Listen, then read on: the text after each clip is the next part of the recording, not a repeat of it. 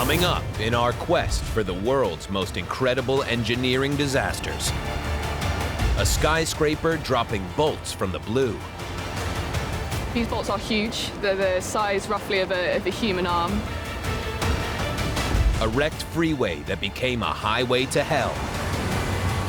It looked like after an earthquake, and we don't have earthquakes around here. A Greek village that's slipping and sliding.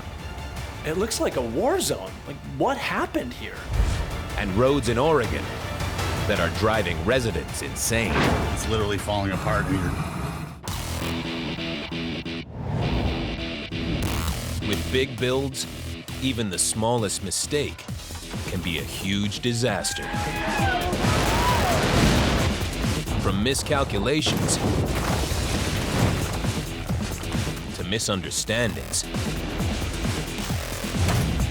These are the massive engineering mistakes that only an expert can hope to fix.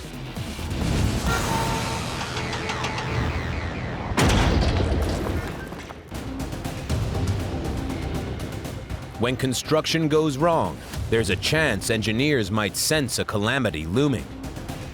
There was such a critical problem with the building that if it hadn't been discovered, could have made for a major catastrophe in the city. It's kind of mind-boggling. But sometimes, microscopic problems can fail without warning. Like this story in the UK, a skyscraper with an unexpected engineering issue. I wouldn't have thought that something like this would have been happening in London. This spectacular structure was coming apart at the seams. It's usually the stock market crashing down that spooks the city.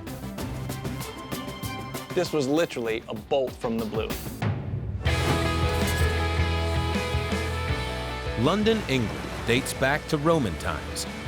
The city is steeped in architectural history, but that doesn't mean it's rooted to the past. The skyline is ever-changing, with new and revolutionary structures slotting into place beside established historical landmarks. The London skyline is known for its statement architecture, the London Eye, the Shard, the walkie-talkie, but there's one that's bound in infamy, the Cheese Grater. The building's distinctive wedge-shaped profile is designed to protect the views of historic landmarks, including St. Paul's Cathedral. Journalist Robin Wilson knows the structure well. The Leadenhall, also known as the Cheese Grater, has got its unusual name from its shape. As you can see, they're rather similar. Striking, bold shapes, starting with a kind of large base at the bottom and then sort of tapering off. Also at the side of the building, you can see they've got quite similar teeth. The 52-story tower has a tapered glass facade on one side, with steel bracings and a ladder frame to anchor the building to the ground. Many tall buildings use a concrete core to provide stability, but the Cheese Grater is supported by an external steel superstructure called a megaframe. This exoskeleton is the tallest of its kind in the world. The steel beams are connected by nodes that transfer forces of around 6,000 tons,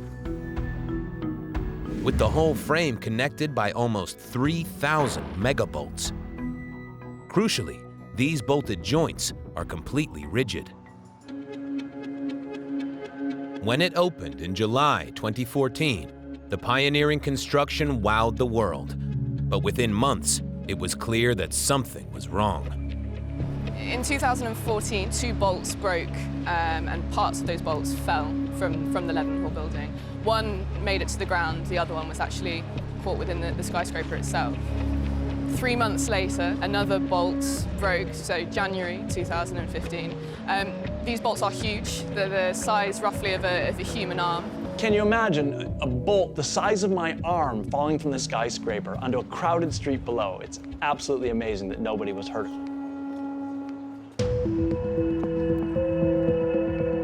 If a megabolt from the Cheese Grater hit a pedestrian, the outcome could have been catastrophic.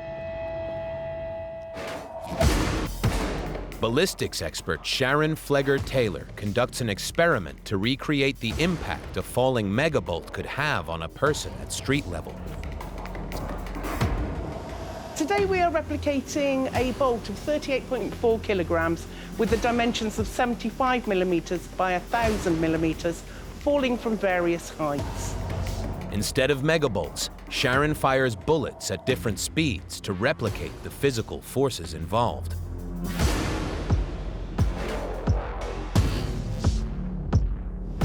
So the kinetic energy produced by the bolt is a certain amount, 34-ish kilojoules. We can actually change the velocity and the weight of a bullet head to ensure that it produces the same amount of kilojoules. The lab is set up like a shooting range, with a .50 caliber rifled gun barrel aimed at the target. This particular bullet has been loaded to produce velocities the same as the bolt will have fallen from the 3rd floor of a skyscraper. First, Sharon will demonstrate what could have happened when a bolt fell from the 3rd floor. A watermelon will take the place of a pedestrian.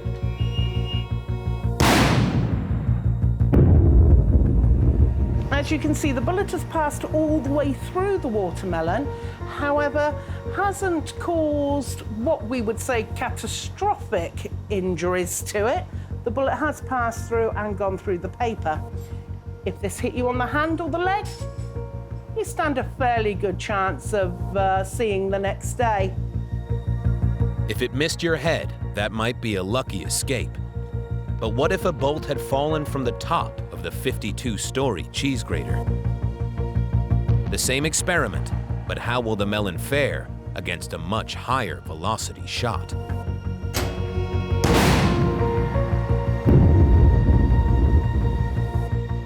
Fatal. With such devastating potential, engineers had to find a solution to the megabolt problem. First, they needed to know why the bolts had failed. When inspected, they discovered the fallen bolts had undergone a process known as hydrogen embrittlement. Put simply, it's a process in which hydrogen atoms diffuse into a metal structure. The atoms slowly recombine to form hydrogen molecules in gas form that create pressure inside the metal. Ultimately, the metal becomes brittle. The easiest way to think about it is the metallic atoms are like marbles, and the hydrogen atoms are like grains of sand. The grains of sand can fit in between the marbles, and if too many grains of sand get in there, they start to push the marbles apart. With brittle megabolts in such a rigid structure, there was a risk that more might plummet to the ground. Engineers needed a fix, and fast.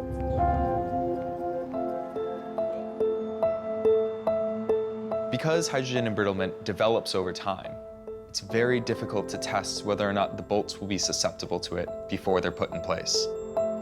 What's more, it's a phenomenon rarely found in big-budget projects.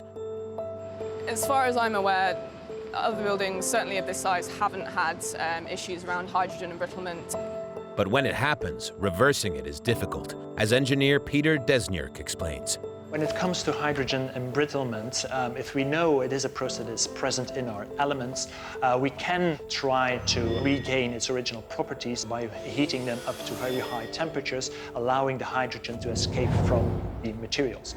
Unfortunately, in existing buildings, when the building has been erected, it's much harder to actually heat the elements in the construction to such a high temperature. So quite often the only solution we have is to actually remove the elements and replace them by elements with the proper properties. The integrity of almost 3,000 megabolts was now uncertain, so engineers had only one choice. With a potentially lethal situation like this, there was only one solution, and that was replace all the bolts. So at the end of the investigation, one of the subcontractors on the job actually replaced all the 3,000 bolts on the scheme at great cost. The CEO at the time actually said that it could cost them up to £6 million.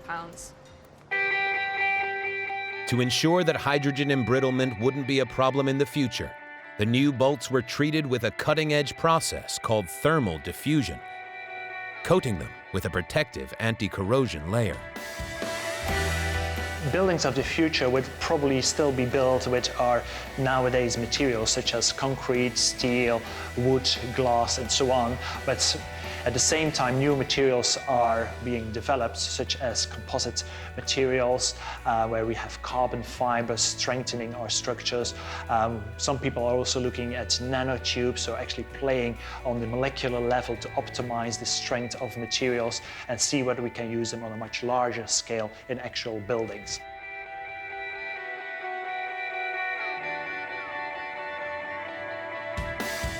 With the Cheese Grater, the engineers' swift response averted the danger. But this won't stop architects pushing the boundaries of engineering and design. With the advent of new technology and materials, new lessons will be learned along the way.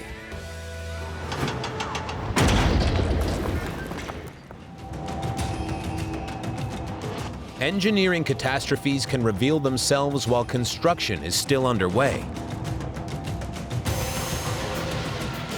But other disasters lie dormant underground, a hidden danger just waiting to fail.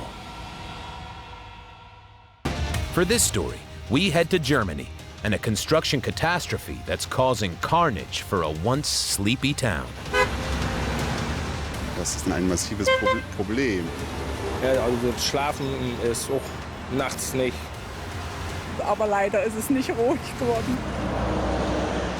This cutting-edge engineering project has turned into a bottleneck blunder. This is a road to nowhere.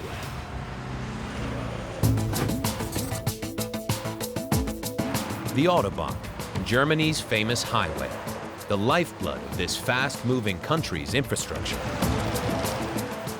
First created in the 1930s, the network now has almost 13,000 kilometers of road, and it's still growing. In 2005, a new 280-kilometer stretch of autobahn was opened, connecting inland Germany with the north coast. You can see why they'd add a new stretch of road here. It really sped things up for all the tourists heading from Germany's cities to the coast. As well as cutting travel time, the road's other goal was to bypass rural villages, easing congestion. Journalist Lutz Reuter explains why this new highway was considered a triumph. People around here were very happy because all the other small roads, they are not in a very good condition. It has a nickname around here. It's called the Küstenautobahn, which means the coast autobahn. People come here for the nature, for animals they can't see in other parts of Germany anymore. Cars reach their destination faster and bypass the small villages along the way. Win-win, right? Well, not quite. Just 12 years after opening, this efficient expressway had become a highway to hell. At the end of September 2017, the road just collapsed. It started with one part, direction into the east, and a couple of days later, the whole road was closed down. This is definitely not the thing you'd expect from a country that's so famous for its roads. A section of new autobahn had completely collapsed, leaving a 40-meter-long hole in the highway. Thankfully, no one was hurt. But the disaster wasn't over yet. Within 5 months, the damage had more than doubled. Head of Highways, Ronald Norman, was sent to assess the damage. Die Autobahn ist letztes Jahr im Oktober zusammengebrochen, und zwar hier auf der rechten Seite, wo jetzt der Bagger steht. Ein paar Monate später kam die andere Fahrbahnseite dazu und die hat das Gründungssystem der Straße versagt und die Autobahn ist abgesackt. Alles gut, alles gut. With this crucial transport artery out of action, Ronald's top priority was to establish what had caused the foundation to fail. Ecologist Dr. Gerald Jurasinski knows this area well and was brought in to consult. When I heard that the autobahn was collapsing, my really first thought was, that shows that you should not underestimate a peatland. This area of Germany is well known for its peaty soil. Peat is formed as decomposing vegetation such as trees and leaves get crushed and settle in a water-rich environment. Peat retains a high moisture content, making it soft and soggy. Peat can be found in bogs and moors, so it's no surprise that it's up to 97% water, which is not ideal for building heavy structures on. Northern Germany is essentially one massive peat bog, stretching across 22,000 square kilometers, and it's deep. These peatlands extend 6, 7, 8, sometimes 10 meters into the depth, and therefore you don't have to underestimate them when you want to construct something on them. Dieser Torf, das ist unser Problem.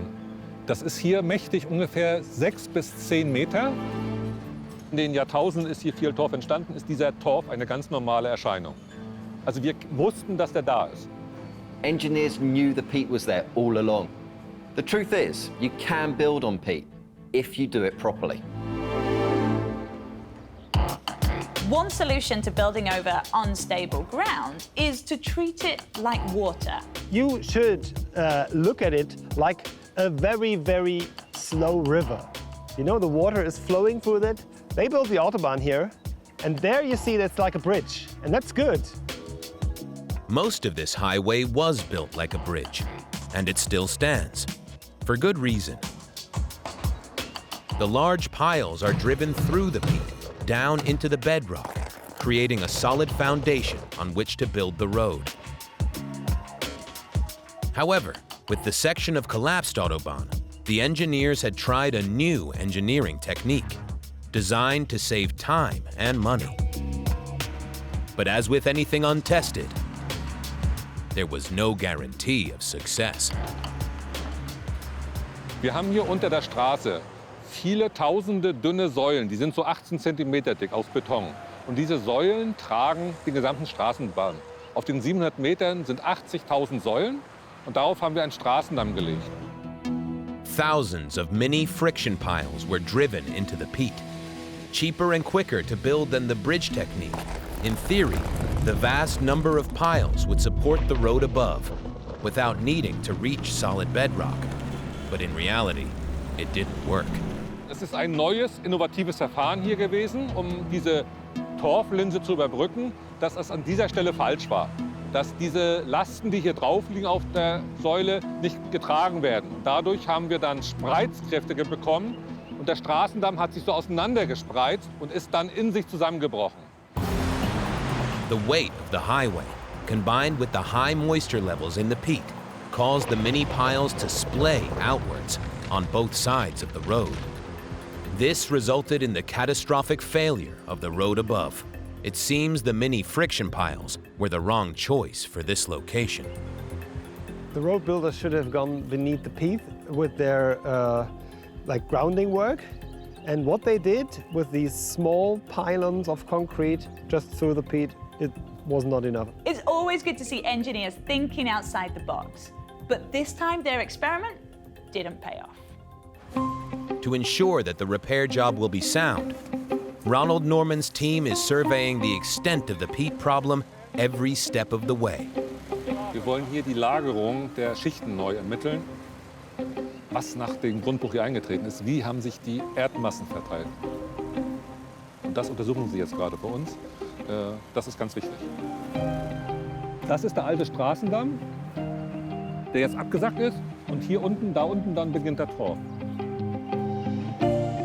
In ungefähr jetzt 6 Meter tiefer war die jetzt. 6 Meter. For this massive road repair, the engineers intend to rebuild the entire section with much larger piles that will go past the peat and down as far as the bedrock. I can't help but think why they didn't build the whole road like that in the first place. Meanwhile, the diverted traffic will continue to take a toll on the local roads. Now you can see construction signs coming up. They lead to probably one of the biggest construction sites in in Germany right now. Definitely one of the most spectacular ones. The official speed limit right now is 60 kilometers per hour, but there's so much traffic that we can only go 15 kilometers per hour right now. The village of Landorf should have benefited from the bypass, but is now congested with many thousands of cars a day. Wird auch uns im Schlaf belästigen. Das hören Sie durch die dichtesten Fenster und durch die dichtesten Wände. Jetzt ist ja hier ein Verkehr, das sehen Sie ja selber. LKWs fahren hier durch. Also die Staubbelastung oder Feinstaubbelastung durch die Fahrzeuge ist ja immens. Auf der Autobahn hier wickeln wir alle Schwertransporter ab. Hier werden unsere Industriegüter ausgetauscht und hier fahren unsere Gäste, unsere Urlauber her. Und die sind jetzt gestört. Die schicken wir jetzt alle durch ein Dorf mit sehr engen Straßen, mit scharfen Kurven. Und das ist nicht mehr flüssig, wir haben Staus. Auch diese Einmaligkeit hier. Und das ist auch unser Problem jetzt.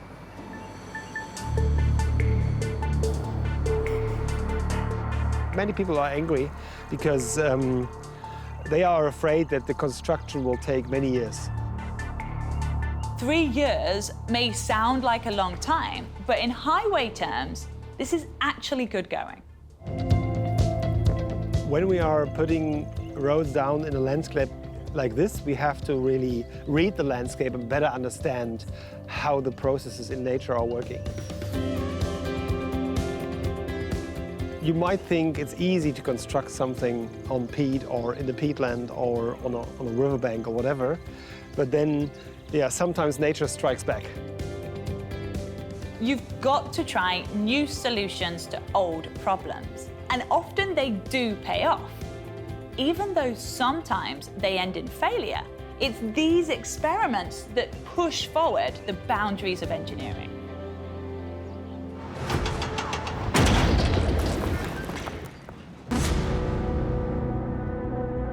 Engineers are always pushing the boundaries, experimenting with new designs and techniques. Sometimes they succeed, other times not so much. But building on an old, weak foundation is never a good idea. For our next construction catastrophe, it's off to Portland, Oregon, and an engineering issue that's become a growing epidemic. Some people think it's a conspiracy by the city to make driving so unpleasant that people take public transit. And this is an issue which is driving people mad. This construction conundrum is so bad, people are desperate.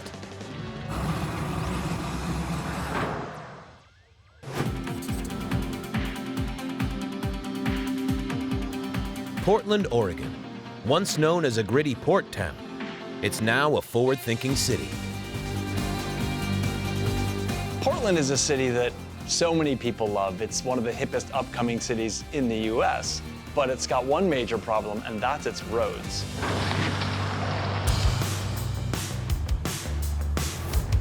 The city stretches over 350 square kilometers, with almost 8,000 kilometers of roads.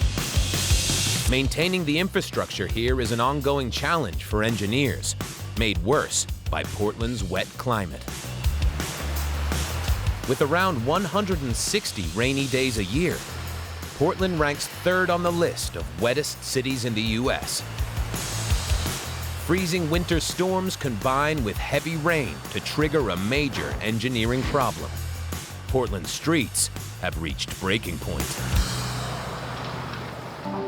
While some of the potholes might be small, the scale of the problem is huge. As local journalist Marty Smith demonstrates. Boom. Oh my God, look at these. Everyone agrees that the streets of Portland are in bad shape, and no one can agree on how to pay for that. You can't convince somebody that the street needs to be fixed and we need to put money into it until it's literally falling apart and your teeth are chattering out as you go over them. Like, here's a giant one right here.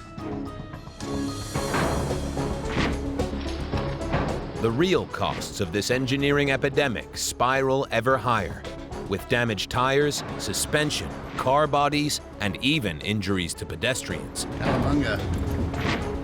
Heavy traffic and Mother Nature caused the damage, but there's a fundamental problem with the way the roads are built. Road surfaces in America are made of asphalt, and this is largely an aggregate of gravel and tar and other things. Binding gravel and sand with tar, known as bitumen, creates a hard-wearing asphalt surface for our roads. Erdem Koleri is an asphalt expert. So you make the asphalt mixture by using the asphalt binder. So this is the black part, and then you heat this to high temperatures, and then you mix this with the aggregates and recycle the asphalt material to produce these asphalt concrete mixes you see here. So these are two samples that we produced in the lab. So you can see that they look brand new because they have black color on top. It's actually taken from a highway section in Oregon. And when you compare this to our lab sample, so you can see the color is very different. So asphalt is also aging over time and oxidizing, and this oxidation is actually making the asphalt more brittle and reducing the cracking resistance of asphalt. The surface starts out strong and flexible, but age, weather, and wear and tear take their toll. As the road turns brittle, it cracks, allowing Oregon's wet and cold climate in to wreak havoc. But the cracking is only the start of the problem. A long history of resurfacing roads by laying new on old, like wallpaper, makes things much worse. Michael McGee heads up one of Portland's road maintenance teams. Water hits the surface, it works its way through the cracks, it makes its way to the next layer of cracks, and it gets down there, and it wants to go down, and you can see the cracking that's occurred on top of this in this large pothole. And then below that is the layer of the asphalt that was before that. That might be 15, 20 years old. And you can see the cracking that's existed in that part of the road. And then here's probably the original roadway, which is probably 50 or so, 60 years old. And I bet if we opened this up, we'd see even more cracking. So when we have these really deep potholes, that's because it's gone through layer after layer after layer of asphalt, because we have cracks below cracks below cracks. The asphalt surface sits on older layers, resting on rock, gravel, and sand, known as aggregate. When new, the surface is waterproof, but with age, small cracks form. As water gets under the asphalt, the aggregate expands, and the cracks in the asphalt grow. As trucks and cars pass over the weakened surface, it breaks up and is forced out, creating a pothole. So you can see, if you look beyond here, you'll see that we have surface cracking. A lot of them call it alligator cracking because it looks like alligator skin. All those cracks right now, there's water that's seeping down below there, and it's going to reach that next layer, and as people drive over it. So this is a future pothole that's going to come if we don't do something with it. During the winter of 2016, Portland's pothole problem got much worse as the city was hit by a barrage of storms, the heaviest snowfall since 1995, and almost 30 centimeters of rain. It was Portland's wettest winter on record. The pothole problem escalated, and by spring, the city was receiving around 50 pothole-related complaints a day, an increase of over 350%. With their roads crumbling, engineers have only two options: repair the potholes one by one, or resurface the entire road. To fully fix the road is about $150,000 per mile, and that's just the road, to take out the road surface and put it back, not including any utility work or other things. Just to fix this one individual pothole costs us about $500. Resurfacing is not only costly, but disruptive to road users. So, for now, the crews are tackling Portland's potholes one by one.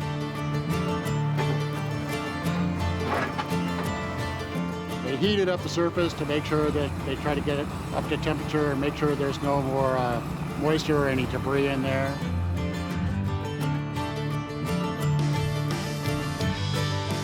The binding agent, or tack, is also heated to remove water.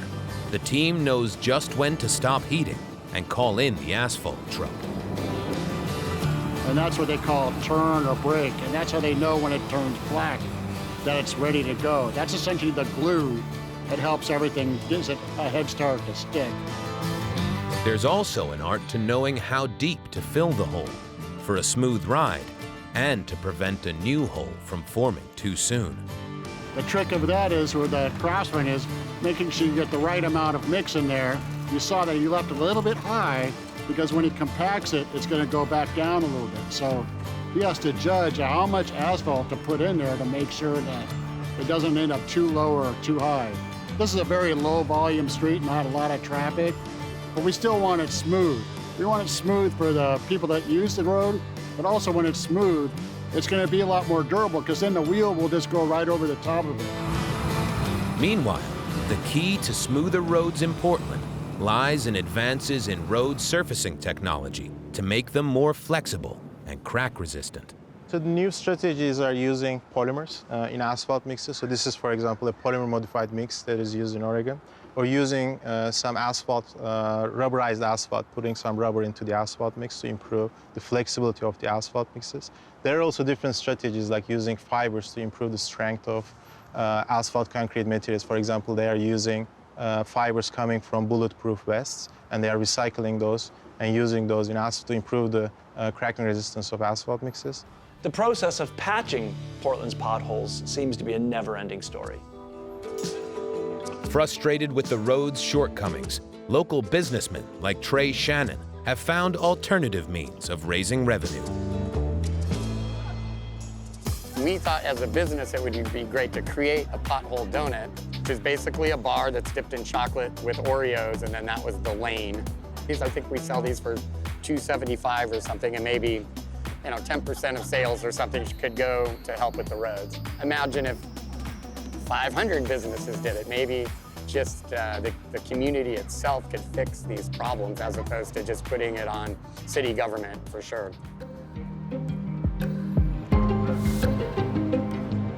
Until money can be found for a long-term solution, Trey has decided to take matters into his own hands. So here what we're doing, we're gonna fill this hole here with some donuts and see if we can. I hit this thing every day on my way to work. It just drives me crazy. So I think, yeah, right here, let's throw some donuts in there, Kevin. There we go. And I think a couple of cake ones. I love it. That's probably good. I think it's me trying to be an outstanding citizen in a way. Now let's see what happens here. That donut right there that's got the eyeballs, that's the Portland cream. So that's the official donut of Portland, Oregon. Yeah, see that? It looks great. It's phenomenal. It just squirted perfectly. It's got the whole thing. It's all level. As much as I like the idea, I don't think the donuts are going to cut it in this case. Civil engineering at its best.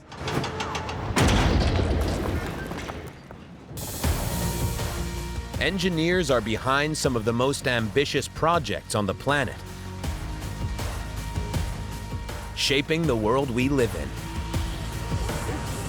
But sometimes, a catastrophe can be a reminder that in the end, nature will always win.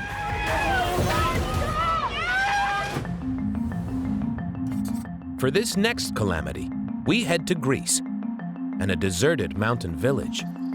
It looks like a war zone. Like, what happened here? What seemed a small engineering decision might have caused a sudden catastrophe. I've heard about a moving house, but a moving village?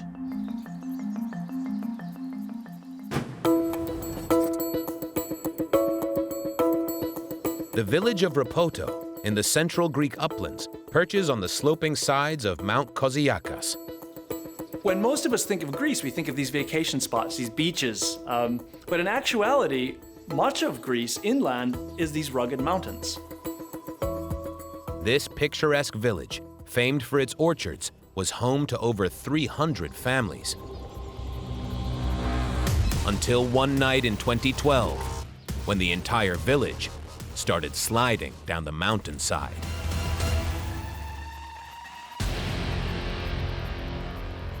Να βλέπεις να πέφτει ένα σπιταπεδό και να λες τι γίνεται. Όλα κυλούσαν καλά, μέχρι που συνέβη όλη αυτή η καταστροφή. Ήταν καταστροφή από το χωριό. Villagers like Argyris Siolos will never forget that night. Θυμάμαι ότι έγινε ένας πανικός, να μην ξέρεις προς τα πού να πας. Και φύγαμε έξω από εδώ και από εκεί από την καθολίστρια να μην μας σκοτώσει τουλάχιστον, όχι τα πράγματα άστα για τα σπίτια. Ο άνθρωπος να μην σκοτωθεί.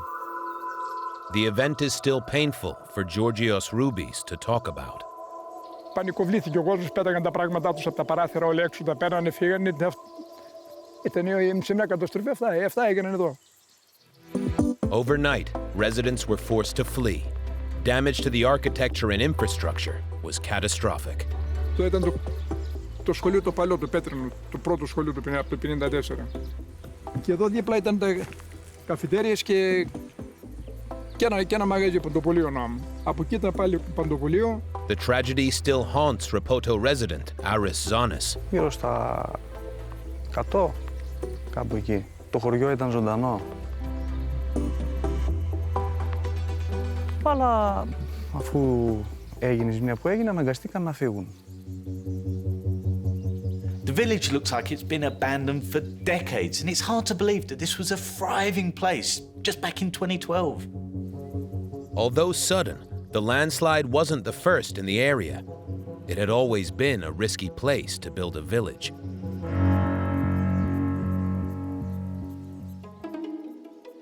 The area's steep gradient, soft ground, and high water content was a known recipe for disaster. As geologist Vasilis Marinos explains. Now we're in a very nice sunny day, but the people living here, when it rains heavily in this area, they are very much afraid. The fear of heavy rain is well-founded. The entire area is made up of weak rock and vulnerable to damage from water. We are in the heart of Greek mountains, and it is a very interesting geological environment to be in. This area here, this material where the village stands, it's a very weak one. It's very soft. It has deformed a lot from tectonical process through mountain building. The mountains in the area are made up of limestone, with a layer of weak rock called fleisch lying on the top. The unstable rock gathers in valleys. The center of Rapoto sits right on top of a pile of fleisch. The mountains were formed millions of years ago and left areas of hard rock and areas of soft rock. The area where the village was built was soft. The central part of the village, all this material has slided and not the flanks of the village. And this is due to the nature of the ground. Where people still live in, there are better rock masses.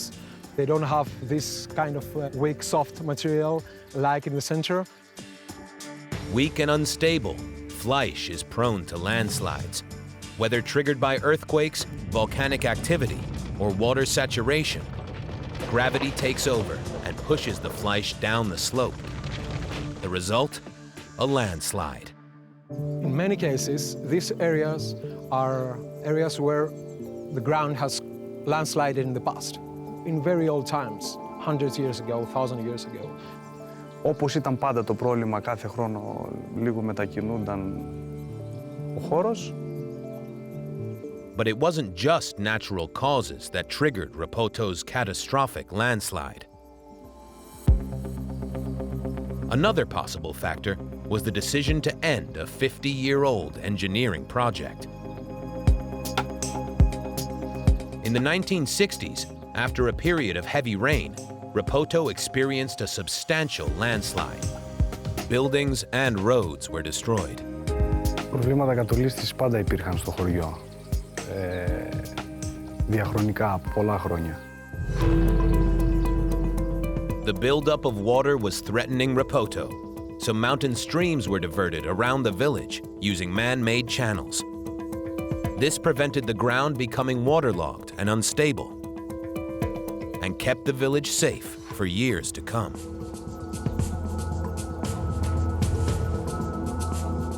By the 1980s, Greece was experiencing growth. Engineers built heavier structures in the village, including a large hotel. Ο Ξενώνας έγινε μέσω πρόγραμμα επιδοτούμενο από την Ευρωπαϊκή Ένωση. Η εκκλησία ξεκίνησε το 86-87. Despite the development, the drainage systems around Rapoto were keeping the fragile ground dry for now. You could say they were setting themselves up for a fall. But in 2011, an engineering decision may have left Rapoto on the brink of disaster. Many believe the trouble began when a decades-old program to divert water around the village was suspended. Με αποτέλεσμα όλο αυτό το νερό να υποσκάπτει από κάτω και να γίνει αυτή η ζημιά που έγινε. Πάντα υπάρχουν λύσεις για όλα. Water built up in the soft fleisch rock beneath Rapoto, and gravity did the rest. The water is the principal factor that triggered this landslide. And the water from the infiltration, from the rain, this created the big landslide problem. If you don't divert it, that water's got to build up somewhere. And in this case, it's going to be underground. And if you already have an unstable foundation, that's going to lead to trouble. Trouble that was always lurking. Ξεκινάει η καθολής της και τα ρέματα αν δεν κλείνανε, προφανώς να μην παθαίναμε την καταστροφή. In an area prone to landslides, whether to spend money in hopes of preventing the inevitable is always controversial. Although costly, the building of pile walls is one engineering solution to consider, as geologist Marius Vasilis explains. We may have found some technical solutions in order to stabilize it. Drainage with built-in pile walls in this large landslide, in different levels you have to build this pile wall, not just one pile wall. And I discussed about the width of the landslide, it's almost 300 meters, and all this mass coming down. So you have to retain big forces into that. So you have to spend millions in order to stabilize this mass. A pile wall is made by hammering a row of columns or piles into the ground. Standing adjacent to each other, they form a wall. Here, to stabilize the slope, they would need to reach bedrock. And to support such a large area, there would need to be more than one wall up the mountainside. Mountainsides can be shored up using pile walls, and these are kind of huge concrete blocks that are placed underground. Now, to do so here, you'd actually have to destroy the entire village, and it would cost millions. This would be, again, a very expensive solution. That's why this would be, in my experience, a not feasible solution. Since the disaster of 2012, Marius has been monitoring the region for ground movement. His studies have revealed that the town has slid around 15 centimeters in 6 years. The length of the landslide is around 800 meters, roughly. The width of the landslide is about 300. With no cure in sight for Rapoto, instead, it's important engineers learn lessons from the disaster. When the ground is destined to shift, it's better to build elsewhere.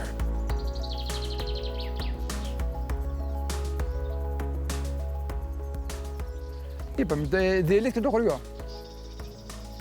Όταν το σημείο αναφοράς διελύεται η εκκλησία που εκκλησιάζησε το σχολείο, πάντα παιδιά στο σχολείο, κοινοτικό κατάστημα, αυτά δεν υπάρχουν, η καμπάνα δεν χτυπάει, δεν υπάρχει και χωριό. Δεν ξαναγυρίζει κανένας μέσα. This really feels like a paradise lost.